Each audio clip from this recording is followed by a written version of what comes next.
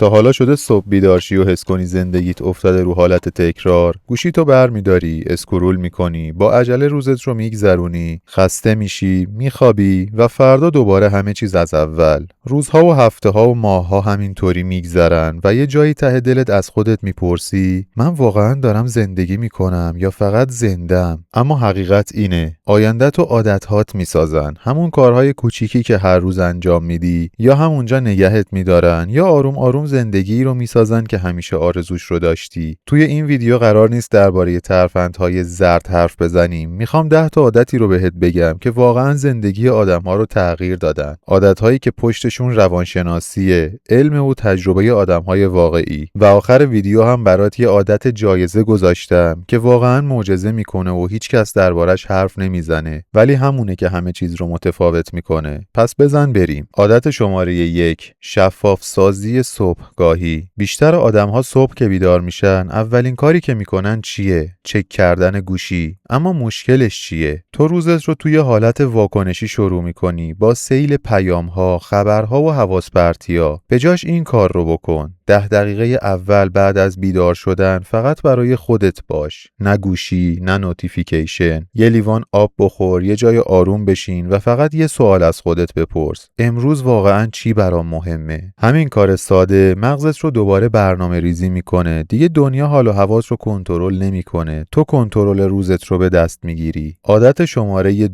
قانون حرکت 2 دقیقه‌ای. لازم نیست دونده ماراتون باشی تا سالم باشی، اما بدن تو برای حرکت ساخته شده. قانون ساده است. هر وقت حس تنبلی یا گیر کردن داشتی، فقط 2 دقیقه حرکات ورزشی انجام بده. میتونی حرکات کششی انجام بدی، چند تا شنا بزنی یا یکم قدم بزنی. اما چرا؟ چون حرکت احساساتت رو تنظیم میکنه. سخت‌ترین بخش هر تمرینی شروعشه. این عادت مغزت رو گول میزنه که فقط شروع کنه و بیشتر وقتا اون 2 دقیقه تبدیل به 20 دقیقه یا حتی بیشتر میشه. عادت شماره 3، تمرکز روی یک کار. ما توی نسل مولتی تاسکینگ زندگی میکنیم، ولی مولتی تاسکینگ بهره‌وری نمیاره، حواس پرتی میاره. هر روز فقط یک کار مهم رو انتخاب کن و 1 ساعت کامل با تمرکز کامل انجامش بده. نه حواست به گوشی باشه، نه حواس پرتی دیگه‌ای. روانشناس‌ها بهش میگن کار عمیق. 1 ساعت تمرکز واقعی از 5 ساعت پراکنده با ارزش تره. و این عادت وقتی چند هفته ادامه پیدا کنه، کار، درس و حتی خلاقیتت رو منفجر میکنه. عادت شماره 4، غروب دیجیتال. مغز تو برای این ساخته نشده که تا 2 نصف شب خیره به صفحه نمایش باشه. برای همینه که خسته‌ای، مضطربی و خوابت عمیق نیست. یه قانون ساده بذار. 1 ساعت مشخص برای خاموشی دیجیتال. مثلا ساعت 9:30 شب. از اون ساعت به بعد گوشی و صفحه نمایش رو بذار کنار و اون 1-2 ساعت آخر رو به این کارها اختصاص بده. کتاب خوندن، نوشتن، حرف زدن با خانواده یا برنامه‌ریزی فردا. هم خوابت عمیق‌تر میشه، هم شب‌هات دیگه برای خودت و برای شبکه‌های اجتماعی نیست و اون 1-2 ساعت بهترین زمان برای فکر کردن و رشد کردنه. عادت شماره 5، ریست کردن هفتگی. بیشتر آدم‌ها هفته‌ها رو همین جوری پشت سر میذارن، بدون برنامه‌ریزی و بدون هدف. تو این کار رو بکن. هفته 1 بار فقط 30 دقیقه وقت بذار برای ریست کردن مغزت. این میتونه آخر هفته ها باشه. به هفته‌ای که گذشت نگاه کن. چی خوب بود، چی خوب نبود. 3 اولویت اصلیت توی هفته بعدی چیه؟ میتونی میز یا اتاقت رو مرتب کنی. همین کارهای ساده به مغزت حس شروع تازه میده. دیگه به زندگی اجازه نمیدی که برات تصمیم بگیره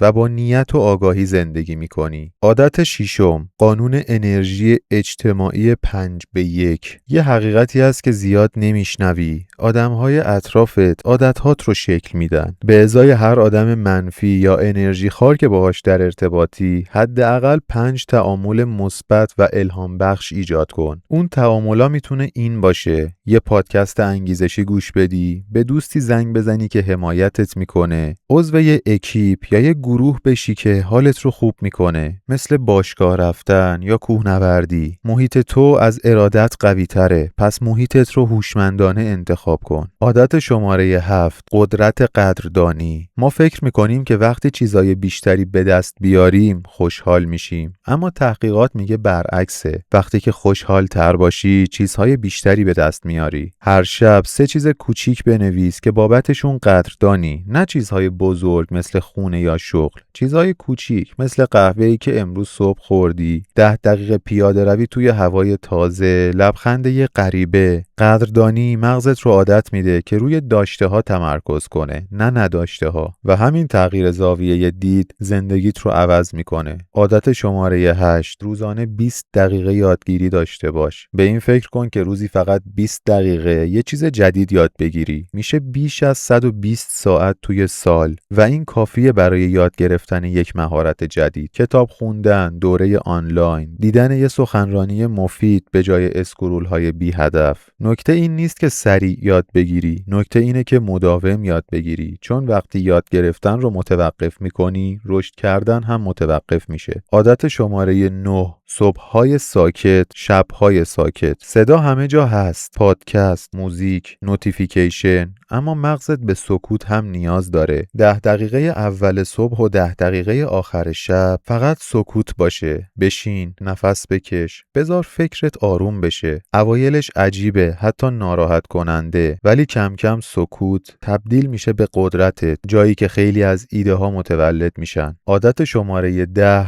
قبل از آماده بودن شروع کن. کمالگرایی قاتل رؤیاست. خیلیا منتظر زمان ایدئالن، نقشه کامل، مهارت کامل، لحظه درست، ولی حقیقت اینه هر وقت آماده نیستی قبل از آماده بودن شروع کن. اون پیام رو بفرست، ویدیو رو منتشر کن، پروژه رو شروع کن. اعتماد به نفس از عمل میاد، نه برعکس. حالا میرسیم به اون عادت جایزه‌ای که آخر ویدیو بهت قول داده بودم، یعنی نگاه از تخت مرگ. هفته یه بار از خودت بپرس اگر 80 سالم بود و داشتم به زندگیم نگاه میکردم، این چیزی که الان بابتش استرس دارم واقعا مهم بود؟ همین سوال سر و صدا رو حذف میکنه، مقایسه رو کم رنگ میکنه، یادت میاره چی واقعا مهمه. چون آخر کار موضوع پول، فالوور و وضعیت زندگیت نیست. موضوع لحظه هایی که ساختی، آدم هایی که دوست داشتی و آدمی که بهش تبدیل شدیه. این 10 تا عادتی بودن که میتونن زندگیت رو تغییر بدن، نه تو یه روز، نه تو یه هفته، ولی توی ماه‌ها و سال‌ها کامل شخصیتت رو متحول میکنن. حالا یه سوال ازت دارم، از امروز با کدوم عادت شروع میکنی؟ پایین کامنت کن و بگو اولویت تو کدومشه. اگه این ویدیو برات مفید بود لایک و سابسکرایب فراموشت نشه. زنگوله رو هم روشن کن که ویدیوهای بعدی رو از دست ندی و اگر کسی رو میشناسی که فکر میکنی به این ویدیو نیاز داره باهاش به اشتراک بذار.